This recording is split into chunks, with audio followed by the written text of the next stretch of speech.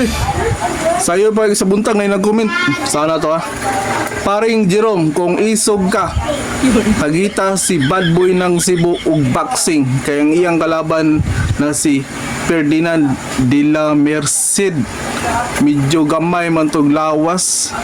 O isa pa, murag tigulang na. Murag dito ka kaya sa iya ha. Kung isog ka, hagita si bad boy ng Cebu ug boxing. Unsa man kaya nimo? Ha? Mao ra na. Karon. Hagito na lang si bad boy ug Cebu karon be. Karon na. Mao ra na imong challenge. Sige. Suklan na na. Goto na si Kuan. Hagito na to si bad boy ng Cebu. Tanga to yung cellphone rin ha. Sige. Bad boy ng Cebu. Para ni sa imo na video, bad boy ng Cebu. Call out ka. Namay nagpa-challenge sa ko bad boy ng Cebu. Yagit ka, ni-call out ka. Boxing daw ta.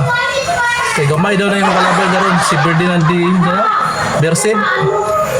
Sus. Wa na ilaban sa imo ha. Kay gamay mo din na kayo.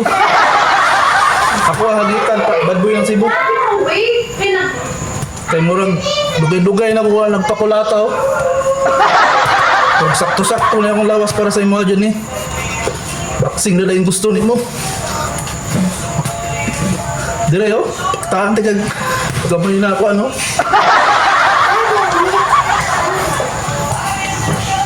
Saan bad boy ng Cebu? Tanaw na ako medyo taas ka sa kuha pero ano na to, may go ka sa akong uppercut. Hindi ka matumba. Ito ba na? Isog ka? Palag ka? Kaya mo na akong Cebu. Ha? Sulti lang. PM lang ko dre. Ayaw ng luoy kayo yung kalaban mo. Tigulang na, nagburang na. Abtik pa kayo ni. Oh? Oh? Saman bad boy ng Cebu. Nga?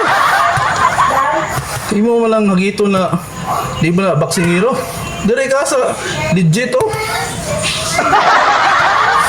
Di kayo ko naga kuan kaysa akong kuan vlog o boxing pero wakay ko nagapakita pero legit ni.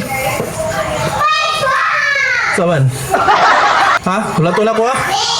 Imo nga kita? Sige. TV.